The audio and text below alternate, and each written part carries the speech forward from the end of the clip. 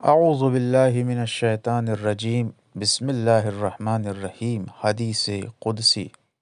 آپ کے سامنے جن سوروں کا ترجمہ پیش کیا جا رہا ہے یہ قرآن کے سورے نہیں، اور نہ ہی 114 سوروں کے علاوہ کسی بھی آیت کو قرآن کی آیت کہا جا سکتا ہے۔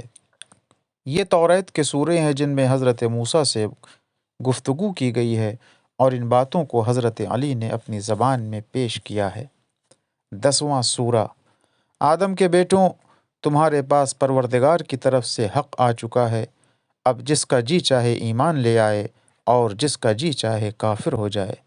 جب تم اس کے ساتھ نیکی کرتے ہو جو تمہارے ساتھ نیکی کرتا ہے، اور اسی سے تعلق رکھتے ہو جو تمہارے ساتھ تعلق رکھتا ہے، اور اسی سے گفتگو کرتے ہو جو تم سے گفتگو کرتا ہے، اور اسی کو کھلاتے ہو جو تم کو کھلاتا ہے، اور اسی کے ساتھ انصاف کرتے ہو جو تمہارے ساتھ انصاف کرتا ہے، اور اسی کا احترام کرتے ہو جو تمہارا احترام کرتا ہے۔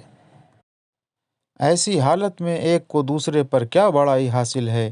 واقعی خدا اور رسول پر ایمان رکھنے والے تو وہ ہیں جو برائی کرنے والوں کے ساتھ احسان کرتے ہیں، اور تعلقات ختم کرنے والوں کے ساتھ باقی رکھتے ہیں، اور محروم کرنے والوں کو عطا کرتے ہیں، اور غبن کرنے والوں کے ساتھ بھی انصاف کرتے ہیں، اور گفتگو بند کر دینے والوں کے ساتھ بھی گفتگو جاری رکھتے ہیں، اور توہین کرنے والوں کا بھی احترام کرتے ہیں۔ وآخر دعوانا ان الحمد للہ رب العالمین۔